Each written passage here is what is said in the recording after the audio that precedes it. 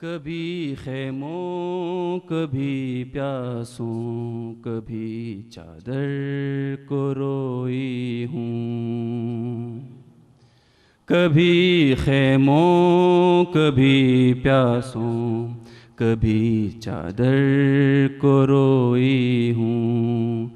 नहीं रोई मैं बेटों को, नहीं रोई मैं बेटों को, मगर अकबर को रोई हूँ। कभी खैमों कभी प्यासों कभी चादर को रोई हूँ। कहीं कासिम कहीं गाजी कहीं हुर का जनाजा है। कहीं कासिम कहीं गाजी कहीं हुर का जनाजा है। मैं हर लम्हा नए नश्तर, मैं हर लम्हा नए नश्तर, नए मंज़र को रोई हूँ। कभी खैमों कभी प्यासों कभी चादर को रोई हूँ। मसाइब ये नहीं बाबा कि मेरी छिनी गई चादर। मसाइब ये नहीं बाबा कि मेरी छिन गई चादर। मसाइब तो ये हैं बाबा, मसाइब तो ये हैं बाबा कि मैं सरवर को रोई हूँ। कभी खैमों कभी प्यासों कभी चादर को रोई हूँ। कयामत ही कयामत है मेरे पेशे नज़र बाबा। कयामत ही कयामत है मेरे पेशे नज़र बाबा। मदीने से यहाँ कर, मदीने से यहाँ कर, मैं अपने घर को रोई हूँ। कभी खैमों कभी प्यासों कभी चादर को रोई हूँ। दिले अकबर मैंने ज़ाहें कटे अब्बास के बाजू। दिले अकबर मैंने ज़ाहें कटे अब्बास के बाजू। कभी कासिम के टुकड़ों पर, कभी कासिम के टुकड़ों पर, कभी असगर को रोई हूँ। कभी खैमों कभी प्यासों कभी चादर को रोई हूँ। कहीं बानो है महवे गम, कहीं बेहोश है लैला। कहीं बानो है महवे गम, कहीं बेहोश है लैला। खुशी जिसको नरासाई, खुशी जिसको नरासाई, उसी मुज़तर को रोई हूँ। कभी खैमों कभी प्यासों कभी चादर को रोई हूँ। ज़रा देखो मेरा आबिद बना कैदी यहाँ कर। ज़रा देखो मेरा आबिद बना कैदी यहाँ कर। मैं उसके पाँव की बेड़ी, मैं उसके पाँव की बेड़ी, कभी लंगर को रोई हूँ। कभी खैमों कभी प्यासों कभी चादर को रोई हूँ। मेरे गम तो बयां होंगे न जाबिर से न मज़हर से, मेरे गम तो बयां होंगे न जाबिर से न मज़हर से। ये जितना उम्र भर रोए, ये जितना उम्र भर रोए, मैं बस असग़र को रोई हूँ। कभी ख़ैमों कभी प्यासों, कभी चादर को रोई हूँ। नहीं रोई मैं बेटों को, नहीं रोई मैं बेटों को, मगर अकबर को रोई हूँ। कभी ख़ैमों कभी प्यासों, कभी चादर को रोई हूँ। बिस्मिल्लाहिर्रहमानिर्रहीम। तमाम तारीफ़ें अल्लाह के लिए, दुरूद और सलाम मोहम्मद और आले मोहम्मद के लिए।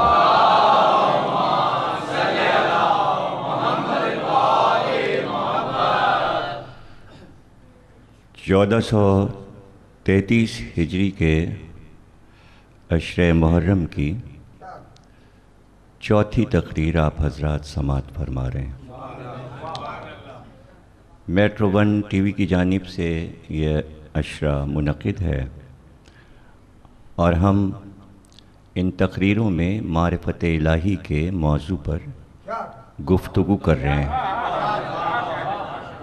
मारिफत इलाही जैसे जैसे इंसान में पैदा होती जाती है, इल्म बढ़ता जाता है, इल्म में इजाफा होता है। जितने भी आसमानी मज़हब हैं, जिनकी किताबें आसमान से उतरी,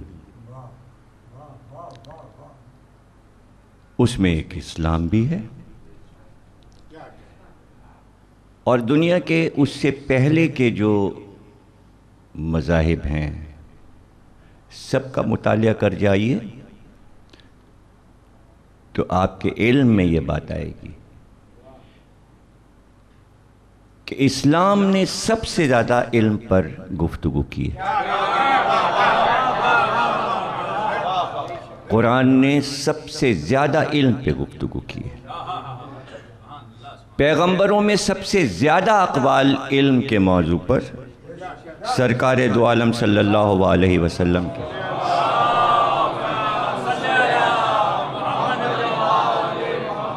उसके बावजूद गैर अक़वाम ने उलूम में इतनी तरक्की की और हम पीछे रह गए।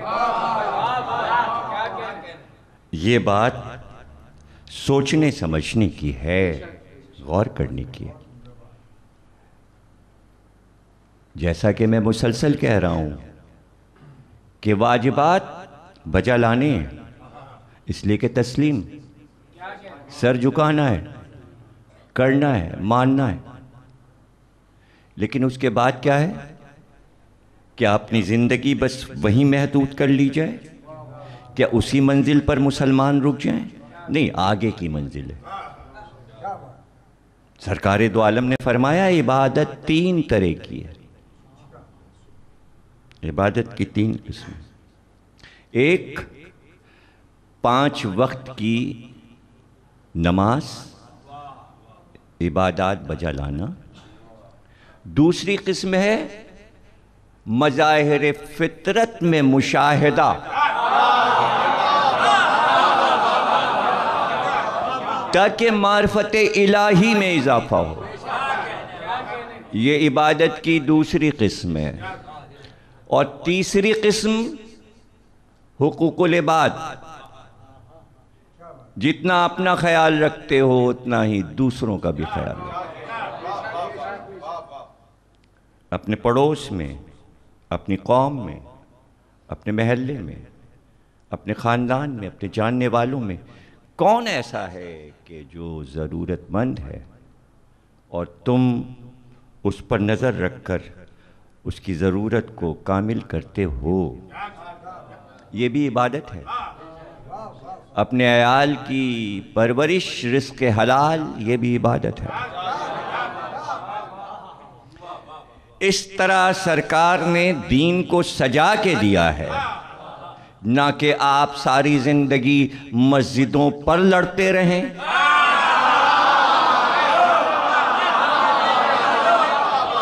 नमाजों पर लड़ते रहें। नहीं, ये सब कुछ इसलिए था कि और कौमों से मुसलमान मुमताज नजर आए, इल्म की मंजिल पर बुलंद नजर आए। आप देखिए मगरिब में कि पूरी दुनिया वहां पढ़ने चली जा रही है। सारी दुनिया में मगरिब की यूनिवर्सिटियां मशहूर हैं। एक एक कॉलेज में 3-3, 4-4 लाख तलबा बाहर से आए हैं पढ़ने के लिए। इंग्लैंड में, लंदन में यूनिवर्सिटी में चलने की जगह नहीं है। Harvard university, Princeton university, Oxford, Cambridge, Sheffield, ये सारी यूनिवर्सिटियां छलक रही हैं बाहर के तलबा से। और हम कहाँ हैं? हमने कितनी एजुकेशन कर दी अपने मुल्क में? क्यों? इसलिए कि हमने अपने दीन को झगड़ों के लिए इस्तेमाल किया, जबकि इल्म के हुसूल के लिए इस्तेमाल करना चाहिए। मजहब हुसूल इल्म का जरिया होना चाहिए, फिरका वारियत का नहीं होना चाहिए। हुसूल इल्म, जब आप एक दूसरे से ये कहेंगे कि वहाँ जाने से परहेज करो और ये सुनने से परहेज करो, तो इल्म तो आ चुका, इल्म के दरवाजे तो बंद हो गए। जबकि अक़वाले रसूल जो इल्म के बारे में, वो सुनाओ। यहाँ मसला ये है कि अक़वाल पे बहस होगी, पहले ये सही है कि गलत। इल्म इल्म है, उस पे बहस क्या? उस पे बहस क्या? कुरान कह रहा है फमन हाज्जक फीहि मिन बादि मा जाका मिनल इल्म। जब इल्म आ गया तो झगड़ा कैसा? जब इल्म आ जाता है तो फिर झगड़ा नहीं हुआ करता। तो अगर सरकार फरमा दे मैं शहर इल्म हूं, तो फक्र करे इस पे पूरी उम्मत कि आदम से ईसा तक किसी ने नहीं कहा कि मैं शहर इल्म हूं। सिर्फ आखिरी पैगंबर ने कहा मैं शहर इल्म हूं। उस पे बहस की जरूरत नहीं है कि हदीस मुस्तनद है, ज़ईफ है, किसने लिखी, कहाँ लिखी। अरे सारी किताबें उठाकर देख लो, इस हदीस का रावी कौन है, और अगर रावी पता चल जाए तो फिर बहस की जरूरत नहीं है कि किस हदीस की किताब में है और किस में नहीं है। मैं शहर इल्म हूं और अली उसका दरवाजा है। अब इस हदीस पर बहस की जरूरत नहीं है, इसलिए कि इस हदीस के रावी खुद अली हैं।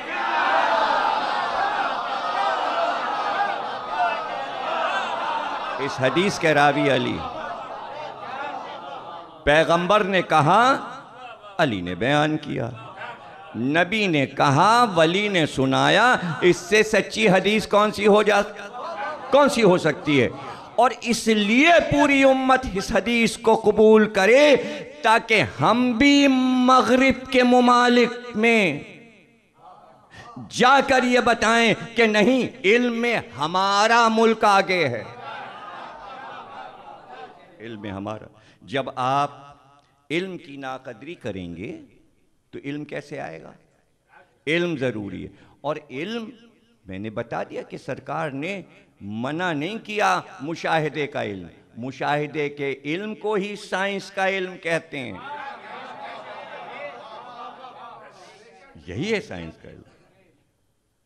सिर्फ आप अगर आसमान पे कहकशां को देखें और गौर करें और फिर किताबें पढ़ें क्या है कहकशां? कहकशां क्या है?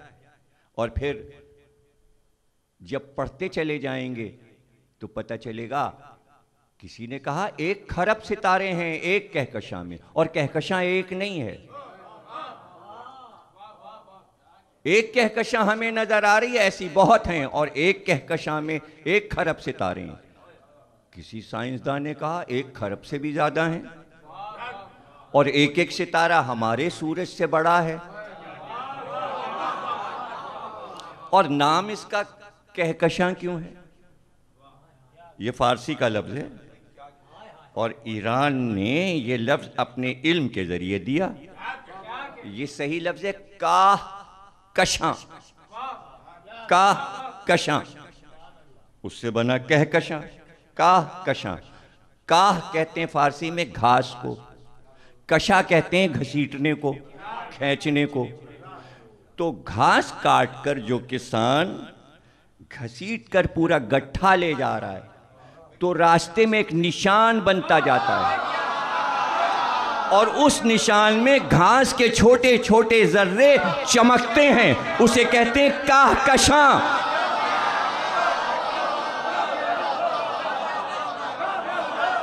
गोया एक रास्ता सा है आसमान पर, या कोई चांदी का दरिया बह रहा है। तो जब आपने ये कहा 1 कहकशां में 1 खरब सितारे हैं कि 0 गिनते गिनते थक जाएं, तो उसके बाद आपके दिल में क्या पैदा हुआ? जब आपने ये सोचा कि 1 कहकशां में 1 खरब सितारे हैं, और जब दूरबीन से बहुत सी कहकशाएं देखी तो खरबों सितारे हो गए, तो फिर आपके दिल ने पुकार कर कहा अल्हम्दुलिल्लाह रब्बिल आलमीन। वो रब आलमीन का मालिक है जिसकी हम्द हो रही है। गोया कहकशां का सफर मार्फते इलाही का सफर है। इल्म का नुक्ते आगाज है आपका मुशाहिदा, और जितने मज़ाहिर फितरत हैं वो वजूद खुदा को मनवा रहे हैं। अल्लाह आसार से पहचाना जाता है, ये चांद सूरज सितारे नहीं। बहुत दूर न जाओ, अपना जिस्मे इंसानी, जिसके लिए अली ने कहा ए इंसान तेरे अंदर एक आलम असगर आबाद है, ये आलम अकबर है, और इंसान के अंदर आलम असगर है। तो इसी पे रिसर्च हो जाती कि अली ने कहा ये आलम असगर क्या है। बाहर वालों ने रिसर्च की तो कितने उलूम राइज हो गए, डॉक्टरी के, मेडिकल साइंस में क्या क्या कुछ नहीं आ गया। हम कहाँ रह गए? हम सिर्फ डॉक्टरों को मारने के लिए रह गए क्या?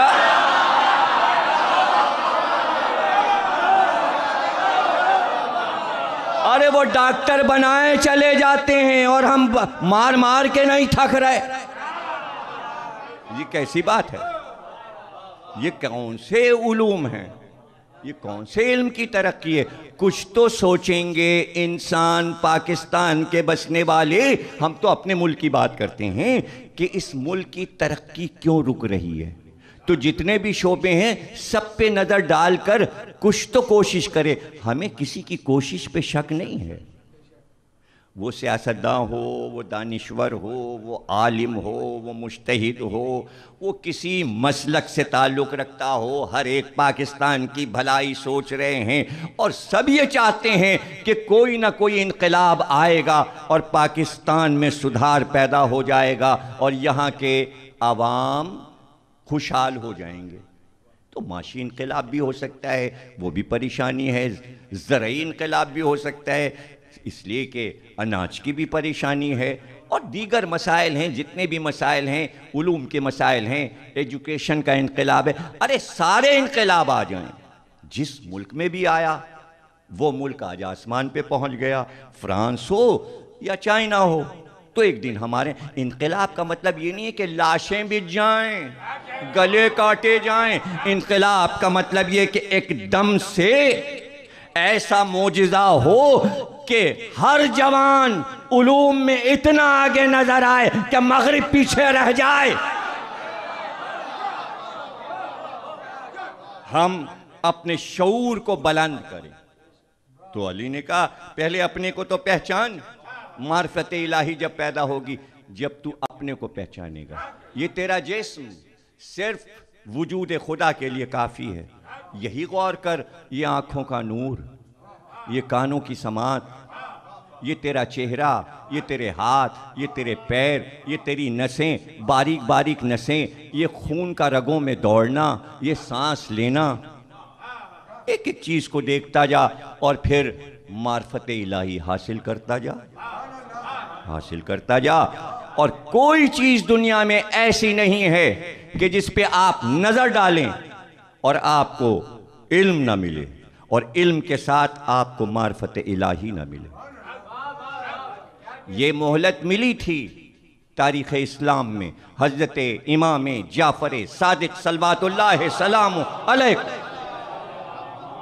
वो सुकून का दौर था कि जब आपने एक ऐसी यूनिवर्सिटी कायम कर दी मदीने में, जिसमें गैर ममालिक से लेकर अरब तक के तुलबा 6000 तुलबा थे, और हर मुल्क से आए थे, हदिये के सिंध से भी गए थे, और मुख्तलिफ उलूम इमाम पढ़ा रहे थे, सिखा रहे थे। उसमें साइंस का भी इल्म था, हाँ उसमें फ़िक़्ह का इल्म भी था, उसमें तफसीर कुरान भी है, उसमें क़िराअत कुरान भी है, सब उलूम पढ़ाए जा रहे हैं। लेकिन अव्वल कौन सा इल्म है?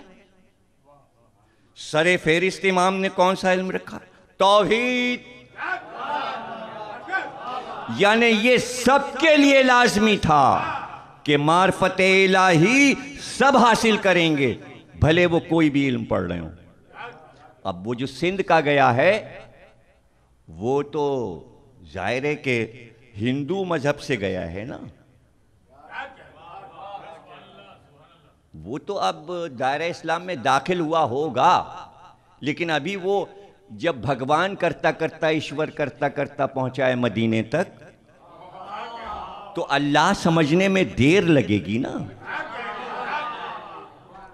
तो अब उसे बिल जबर अल्लाह नहीं समझाना, इसलिए कि खानदान रिसालत का ये तुर्रे इम्तियाज है कि कोई बात कभी जबर से नहीं मनवाई, बल्कि हर बात मोहब्बत से मनवाई। मोहब्बत की छाँव में जो इल्म परवान चढ़ता है, उस इल्म की बात ही कुछ और, जबर से नहीं। अब जाहिर है कि उस ज़माने में दवाओं का एक इल्म था, और हिंदुओं के यहाँ उसे हिंदुस्तान में कहते थे वैद्य, जैसे आप कहते हैं डॉक्टर या हकीम, और आज वो एक सब्जेक्ट बन चुका है दवाओं का इल्म। यूनिवर्सिटी में बी फार्मेसी में पढ़ाया जाता है। तो इमाम ने उसका शौक़ देखा, तो हलीले का बीज कूट रहा है हावंदस्ते में, और उससे दवाएं बनेंगी, और उसके सिपुर्द ये काम है, हलीले का बीज कूट। इमाम सबको दर्स देते हुए उसके करीब आए और करीब बैठ गए, और इमाम सादिक ने कहा, हाँ भाई क्या कूट रहे हो? कहा हलीले का बीज, हलीले का बीज। कहा अच्छा ये बताओ, बीज पहले है या दरख्त पहले? दुनिया में दरख्त पहले पैदा हुआ या बीज पहले पैदा हुआ? कुछ सोचा उसने कहा दरख्त पहले पैदा हुआ। आपने फरमाया अगर दरख्त पहले पैदा हुआ तो वो दरख्त कहां से आया? उसने कहा बीज पहले। कहा अच्छा अगर बीज पहले तो वो बीज कहां से आया?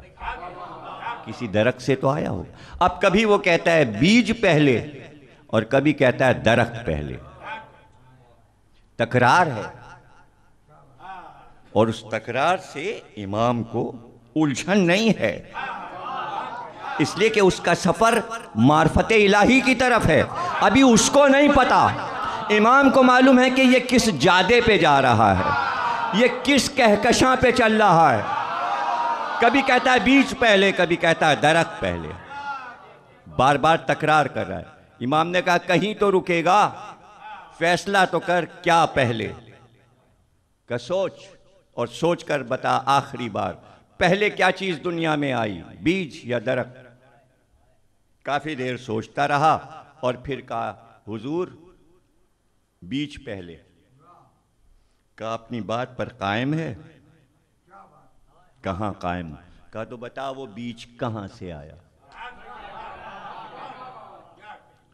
कुछ देर उसने सोचा और उसके बाद उसने कहा बीज जमीन में था। आपने कहा जमीन में वो बीज कहाँ से आया? उसने कहा कि जमीन के अंदर कुछ मादे थे, वो मादे खिसकते हुए आपस में मिले तो बीज बन गया, मादे से वो बीज बन गया। कब वो जो मादे आपस में मिले वो कैसे मिले, किस तरह आपस में मिले? उसने कहा उन मादों में कोई ताकत थी जिस ताकत ने उन मादों को यकजा किया। का तो कोई ताकत तो है जो जमीन से आसमान तक कार फरमा है। कहाँ ताकत तो है? का उसी ताकत का नाम खुदा है।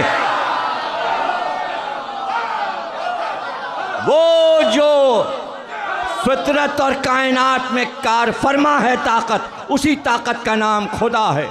जैसे ही आपने कहा उस ताकत का नाम खुदा है, उसने कहा ला इलाहा इल्लल्लाह।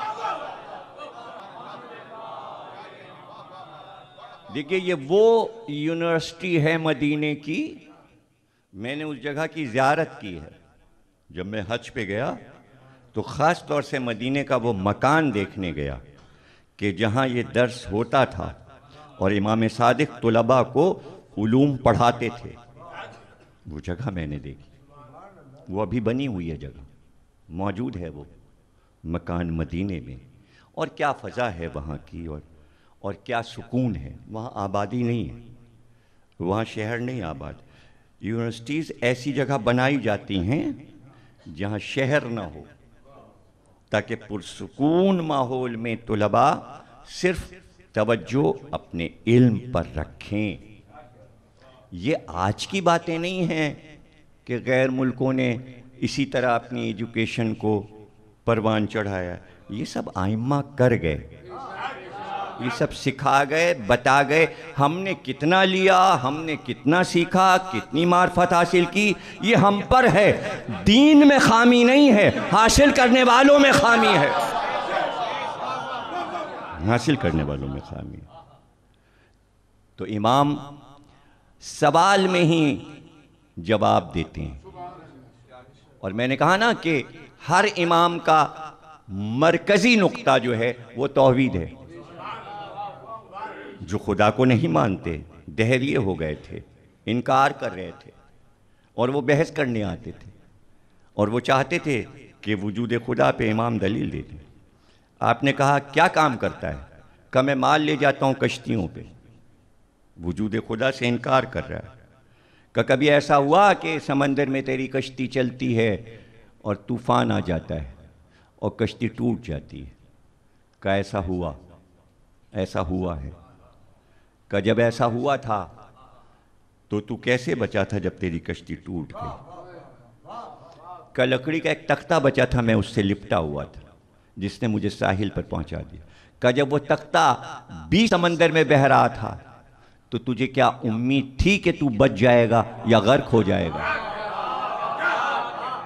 और उस पर चारों तरफ कोई तेरा मददगार नहीं था, तो तू क्या सोच रहा था? का उस वक्त मैं सोच रहा था कि अब बचाने वाला कोई नहीं है, लेकिन कोई ना कोई है, ऐसा एक ताकत है जो मुझे बचा लेगी। का उसी ताकत का नाम तो खुदा है। जब तू गर्क होने वाला था तो चूंकि जिंदगी थी तो तुझे अल्लाह ने बचाया, और अल्लाह तुझे बचा के साहिल पे ले आया। और फिर ऐसे फरमान भी मौजूद हैं, कुरान की आयत भी है कि जब कश्ती डूबने लगती है तो हम ही को पुकारते हैं। कुरान का मैसेज है, जब कश्ती डूबने लगती है तो हमें पुकारते हैं, और जब बखैरियत साहिल पे पहुंच जाते हैं तो फिर शिर्क शुरू कर देते हैं। कैसी अच्छी आयत है कुरान की जिसका मैंने तर्जुमा किया कि जब कश्ती डूबने लगती है तो सब पुकारते हैं, और जब बच जाते हैं तो फिर शिर्क शुरू हो जाता है। यही तो मसला है। 1400 साल पहले आयत आई थी, पता नहीं जब की बात है या अब भी ये सब कुछ है। नहीं, मसला कश्ती का है भाई, कश्ती का सफर अब नहीं है। अब तो कश्ती सैर सपाटे के लिए है ना। आप गए अपने समंदर पे, कराची में तो कश्ती पे सैर की। अब तो सफ़र हवाई जहाज़ का है या पानी के जहाज़ का है। अब लंबे लंबे सफ़र लकड़ी की कश्तियों पे तो नहीं है, लेकिन ऐसा भी नहीं कि कश्ती फना हो गई हो, इसलिए कि नूह की पहली कश्ती कायनात की पहली कश्ती थी। चूँकि वो सफ़र का सिंबल है नूह की कश्ती, इसलिए रसूल अल्लाह ने यह हदीस दी कि मेरे अहले बैत मिसले कश्ती नूह के हैं। जो इसमें आ गया वो बच गया, जो नहीं आया वो गर्क हो गया। जो इस कश्ती में नहीं आया वो गर्क हो गया। तो अगर गर्क होने का शौक है दुनिया को और सब कनान बनना चाहते हैं, नूह पुकार रहे थे बेटे को, आजा मेरी कश्ती में आजा, और वो पहाड़ पे चढ़ता जा रहा और कह रहा ये पहाड़ बचा लेगा, और देखते ही देखते वो पहाड़ गर्क हो गया। पहाड़ गर्क हो गया। मसला जिद का है। देखिए, जहां पर इल्म समझ में ना आए तो पता चला कि इल्म से मोहब्बत क्यों नहीं पैदा हो रही, जिद आ गई। तो पहले तो जिद से एक जंग हो। अपने नफ्स में, अपने ज़मीर में जो जंग हो रही है वो जिद से हो रही है। क्या नूह के बेटे को नहीं मालूम था कि यह पहाड़ नहीं बचा पाएगा? पानी तो उबल रहा था, ज़मीन से, आसमान से बरस रहा था। पहाड़ पे पानी चढ़ता जा रहा है, पानी को किसने रोका है? पानी भी कहीं रुकता है? अरे हर साल के पाकिस्तान के सैलाब ने बताया पानी कहाँ रुकता है। पानी तो गर्क कर देता है।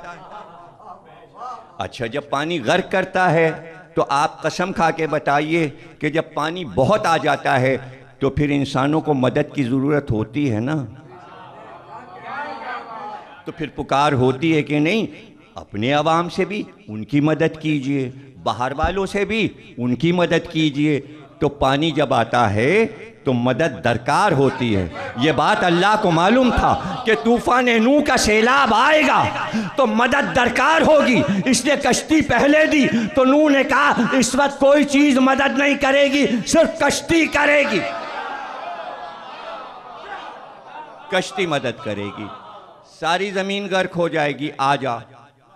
तो कनान को मालूम है कि पानी तो ऊपर चढ़ रहा है, पानी आया पैरों तक, अब तो मालूम है गर्क हो जाऊंगा, घुटने तक, सीने तक, अब तो यकीन है, गले तक। अब जब पानी गले गले आ गया, अब भी अगर यकीन ना हो कि गर्क हो जाऊंगा, अब तो यकीन है कि पानी यहां, तो अब क्यों नहीं आता? नूह ने फिर कहा आ जा। कह रहा नहीं, पहाड़ बचा लेगा, लेकिन पहाड़ तो गर्क हो चुका।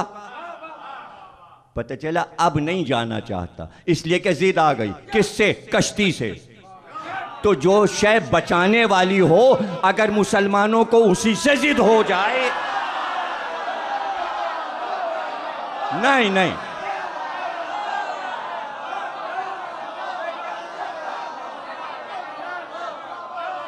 इल्म बचाएगा, इल्म की कश्ती बचाएगी, इल्म की कश्ती बचाएगी। इल्म से जिद ना हो, इल्म से जिद ना हो।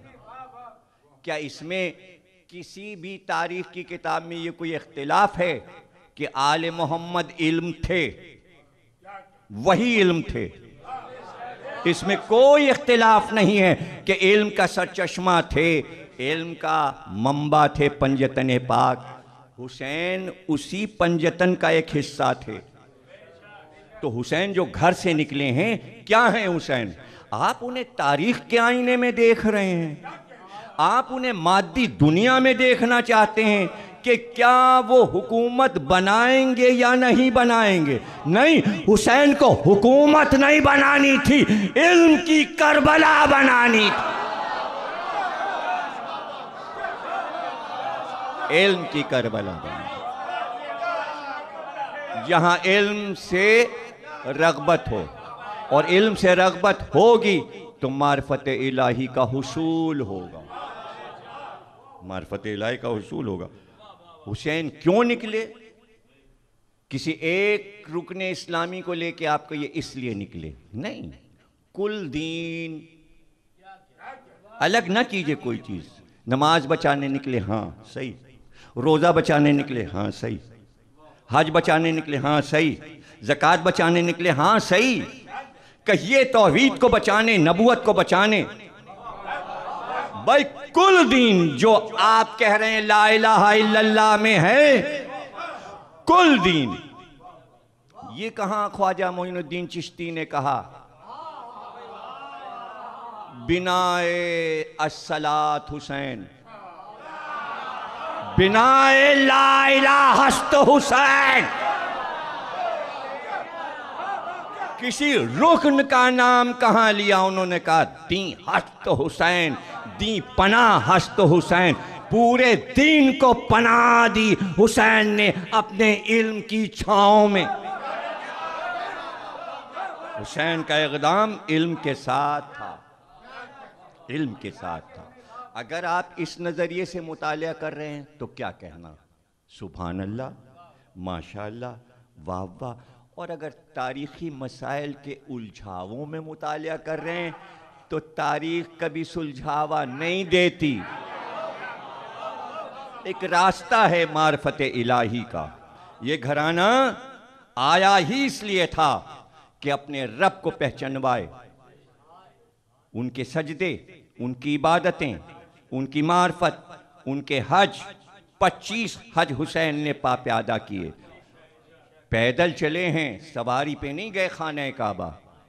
और काबे में जाके जो दुआएं हैं वो सब किताबों में महफूज हैं। जो अरफात के मैदान में दुआ मांगी, जो काबे के पर्दे को पकड़ कर दुआ मांगी, जो काबे के दरवाजे को पकड़ के दुआ मांगी, जो हतीम में दुआ मांगी, जो जमजम पे खड़े होके दुआ, सारी दुआएं किताबों में महफूज हैं। और मारिफत के ख़जाने हैं, मारिफत के ख़जाने हैं। यानी कितना इल्म है जो सिर्फ कुतुब खानों में है, उम्मत के दिलों में नहीं है। तो कुतुब खानों से ये उलूम जो मार्फत इलाही के ख़जाने हैं, सीनों में कब मुंतकिल होंगे खजीनों से? अब क्या देर है, अब क्या देर है जब मगरिब साइंस की तरक्की करती चली जा रही है। अरे चलिए ना सही, देर हो गई, हम पीछे रह गए, वो मगरिब वाले आगे निकल गए, सब कुछ उन्होंने बना लिया। 200 साल हो गए उन्हें हवाई जहाज़ बनाए, उन्होंने टेलीफोन भी बना लिया, उन्होंने ये भी बना लिया। चलिए उन्होंने इस सदी का बड़ा कारनामा कंप्यूटर को कहाँ से कहाँ पहुँचा दिया, और हर चीज़ कंप्यूटर में समो दी। तो अगर अब हम ऐसी चीज़ें नहीं बना सकते तो उन्हीं की चीज़ों को इस्तेमाल करके हम अपने उलूम को आगे क्यों नहीं बढ़ा सकते? हम अपने कुरान, अपने रसूल के फरमान, अपने दीन के अरकान पर गुफ्तगू क्यों नहीं करते? सिर्फ तफरीह के लिए कंप्यूटर क्यों है? तफरीह के लिए कंप्यूटर नहीं, मगरिब के तुलबा इल्म के लिए इस्तेमाल कर रहे हैं और हम उसे तफरीह समझ रहे हैं। देखिए वक्त ज़ाया हो रहा है, वक्त ज़ाया हो रहा है, पैसा भी ज़ाया हो रहा है, पैसा भी ज़ाया हो रहा है। जिस मुल्क में बिजली ना हो, जिस मुल्क में टेलीफोन के बिल महंगे हों, वहाँ टेलीफोन और बिजली कंप्यूटर में तफरीह के लिए इस्तेमाल हो। सोचो तो सही हम वर्क क्या कर रहे हैं। यही है मुल्क में इनकलाब आने का तरीका। इनकलाब जब आएगा कि हर बच्चा, हर जवान अपने तौर पे बैठ जाए कि हम जो काम भी करेंगे वो बारगाह इलाही में पेश करने के लिए करेंगे और मार्फत इलाही के लिए करेंगे। बात तौहीद से शुरू हो, बात तौहीद से शुरू हो, और उसके बाद आपका सफ़र है, कुरान है, खाने काबा है, हयात तैयबा है पैगंबर की, औलिया की ज़िंदगियां हैं, और फिर आ जाइए करबला तक कि करबला क्या है। करबला एक सच्ची हकीकत है, जिसे कहते हैं शहादत। शहादत नाम है कायनात की सबसे बड़ी सच्चाई का। अल्लाह ने कुरान में कहा है शहादत क्या है? तौहीद इलाही। शहादत उसे कहते हैं जो अल्लाह की गवाही दे और सर कटा दे, उसे कहते हैं शहादत। भाई हुसैन सर कटा रहे थे उसके लिए, इख्तिदार के लिए नहीं, हुकूमत के लिए नहीं। इसलिए कि हुसैन को मालूम था कि इख्तिदार और हुकूमत तो हमारा अब शुरू होगा। हुसैन की हुकूमत तो शुरू हुई असरे आशूर के बाद। ये सब तो अल्लाह से वादे थे सरकारे दो आलम के। देखिए ये वादे अल्लाह ने सरकार से किए हैं कि तुम्हारी औलाद हमारी राह में क्या काम करेगी, और जो जो काम करती जाएगी हम तुम्हारे जिक्र के साथ उनके जिक्र को भी अरफा और आला करते जाएंगे। जिक्र अरफा और आला के मानी ये हैं कि इंसान क्या क्या उसमें से ले सकता है, अरफा में से अपने के लिए, बुलंद में से अपने लिए। इसलिए कि हम पस्त हैं, बुलंदी से मांगेंगे तो हम भी बुलंद हो जाएंगे। तो कहाँ बैठी है कौम और क्या सोचा है कौम ने कि हम हर चीज़ को इख्तिलाफी नज़र से न देखें, बल्कि हम ये देखें कि इसमें हमारे लिए फ़वाइद क्या हैं। ये हुसैन मदीना छोड़ के जो मक्के आए हैं, क्या इरादा है? क्या इरादा है हुसैन का? ये हुसैन हज को छोड़कर 8 ज़िलहज को कहाँ जा रहे हैं? ये क्यों छोड़ रहे हैं अल्लाह का घर? तो हुसैन ने तो पहली बार बताया, पहली बार हुसैन ने बताया कि भाई शहादत का रुतबा हज से बुलंद है, मुजाहिद का रुतबा हज से बुलंद है। हुसैन ना जाते शहादत की राह पर तो कैसे पता चलता?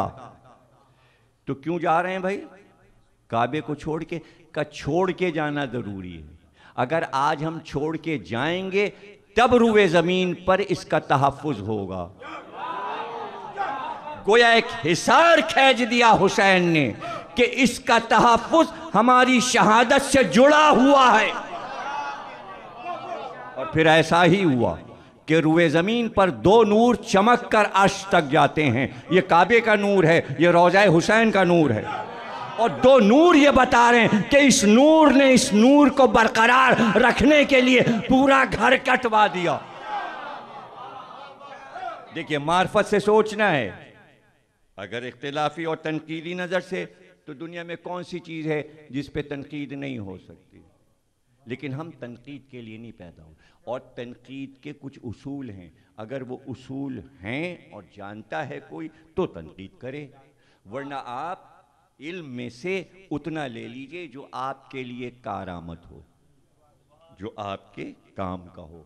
इसलिए कि अभी तक तो सिर्फ ये था ना कि पैगंबर आते थे, कहते थे कहो ला इलाहा इल्लल्लाह।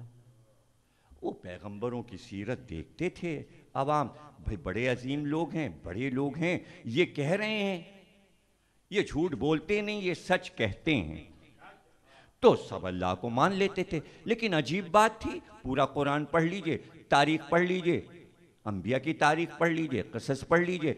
ये अजीब बात है कि नबी जब तक है तो उम्मत है, नबी की वफात हुई सब फिर बुत परस्त हो गए। आदम गए बुत परस्ती फैल गई। जब तक नूह रहे बचा लिया, फिर नूह गए, जितनी कौम बची थी फिर बुत परस्त हो गई। हजरत इब्राहिम ने बुत तोड़े और उन्हीं के बनाए घर में फिर लाके बुत रख दिए।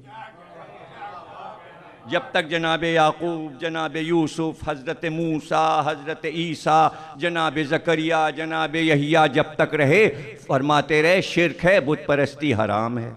जैसे जैसे ये अंबिया जाते रहे उम्मत फिर बुत परस्ती, बुत परस्ती, बुत परस्ती, बुत, एक नबी जाए एक नबी आए, बुत परस्ती, बुत परस्ती।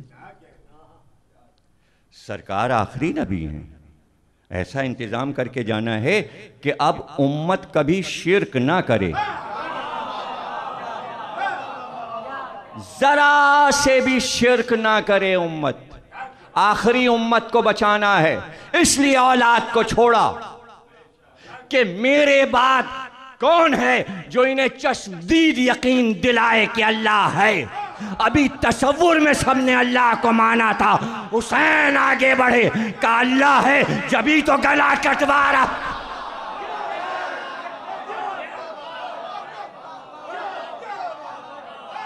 कौन देता है भरे घर को, कौन देता है घर के जवानों को। और ये हुसैन के लिए मुश्किल नहीं था, अकेले लड़ाई थी, अकेले चले जाते गला कटा लेते। अली अकबर को क्यों ले गए, कासिम को क्यों ले गए, और मोहम्मद को क्यों ले गए, बीबियों को क्यों ले गए, छोटे छोटे बच्चों को क्यों ले गए, अली असगर को क्यों ले गए। चलो मार्फत इलाही की राह में तुम सब मिलकर मेरी बात पर हुज्जत को तमाम करना और तुम गवाही देना अल्लाह है। भाई कब पता चला कि वाक़ई करबला तौहीद की राह में मार्फत इलाही के लिए था।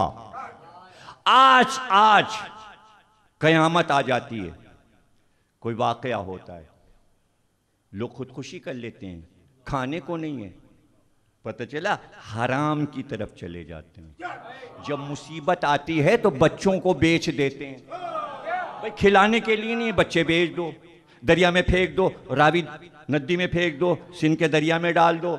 भाई अब खाने और खिलाने को नहीं है, बच्चों को भी गोली मारो और खुद भी खुदकुशी करके मर जाओ। ये नौबत आए लाइला कहने वालों के लिए। आज 1400 बरस के बाद ये मुसीबत है तो गोया अल्लाह के बनाए हुए उसूलों से बगावत हो रही है। अगर रिस्क ना हो, अगर आसाइश ना हो, आराम ना हो और मुसीबतें और बलाएं आ रही हों तो हम अल्लाह से इनकार कर दें। इसलिए वाक़या करबला सुनाओ कि कायनात में हर माँ का बच्चा मारा गया था। माएँ बगावत नहीं कर रही थी दीन से, बल्कि सब सजदे कर रही थी, बारगाह इलाही में शुक्राना कर रही थी।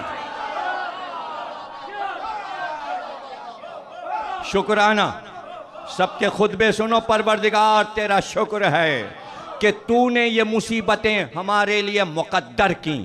हम तेरी बारगाह में सरबसुजूद हैं और हम तेरी क़ज़ा और क़द्र के आगे सरखम की तस्लीम की राह में चल रहे हैं।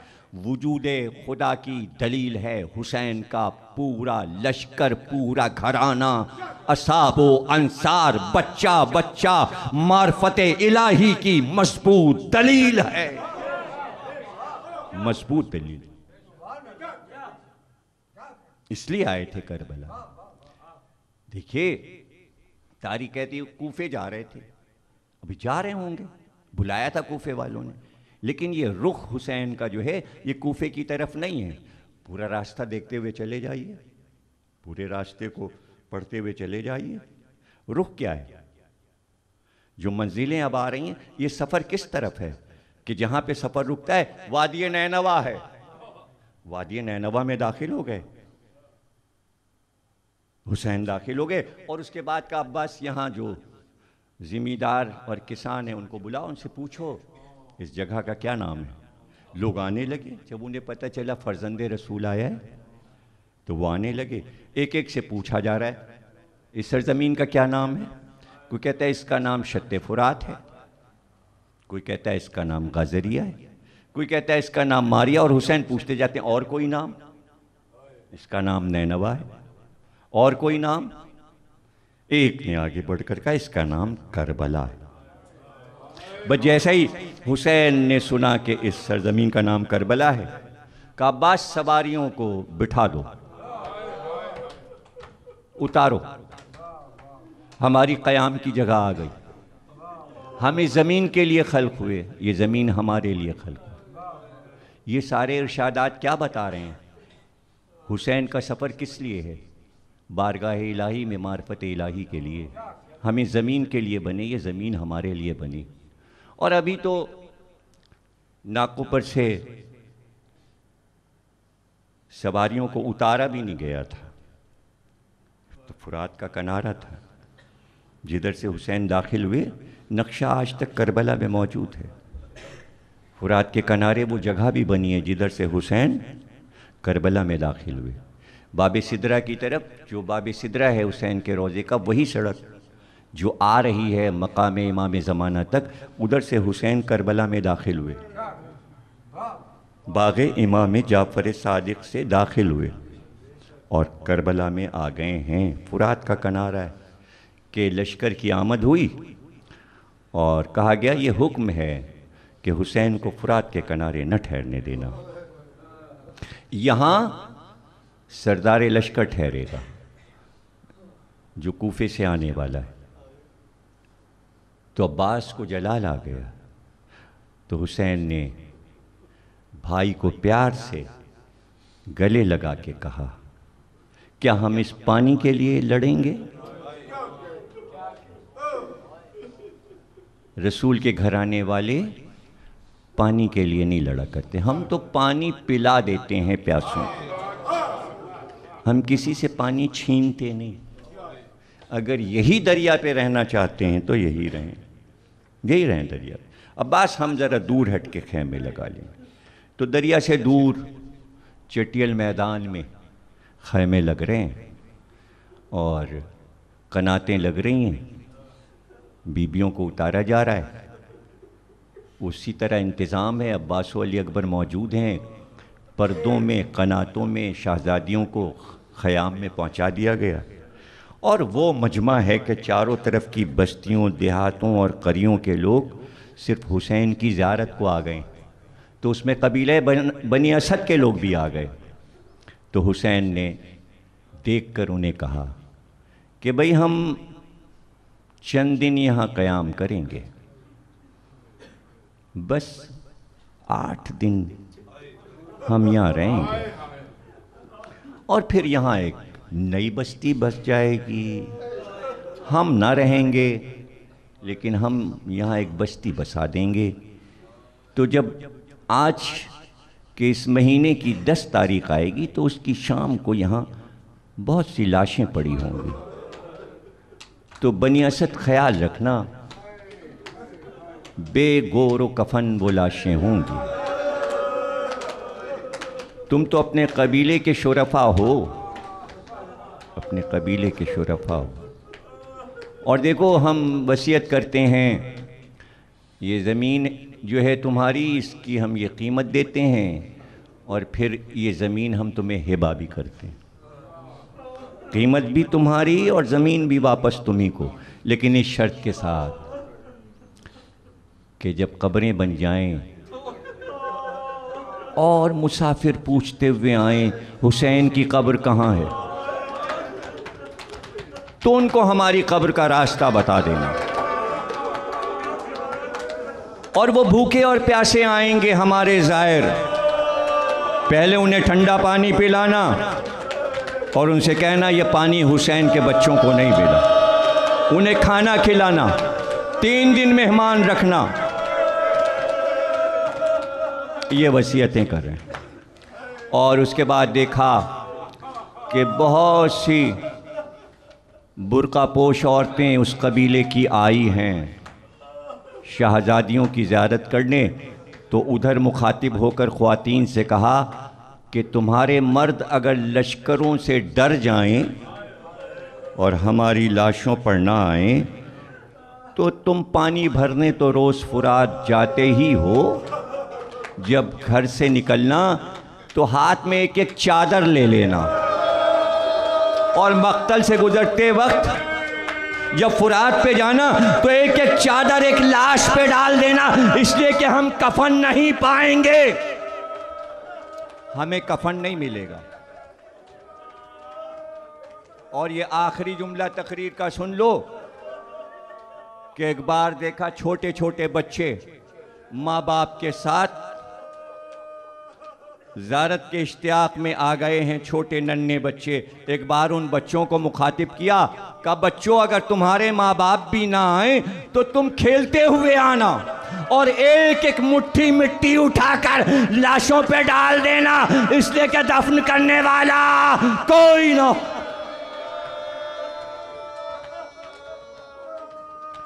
परवरदिगार ममलिकत इस्लामी की हिफाजत फरमा, दुश्मनों से इस मुल्क को महफूज रख। इस मुल्क के जितने भी रहने वाले हैं तमाम आवाम में आपस में मोहब्बत करार दे। पाकिस्तान की बलाओं और मुसीबतों को दूर फरमा। परवरदिगार इस मुल्क में खुशहाली का दौर दौरा हो, जितने भी दुख दर्द हैं सब दूर हों, जो बीमार हैं उनको शिफा अता फरमा। बहक़ मोहम्मद और आले मोहम्मद तो हज ज़ारात से मुशर्रफ़ होना चाहते हैं, उन्हें हज ज़ारत से मुशर्रफ़ फरमा, ज़हूर फरमा, ताजील।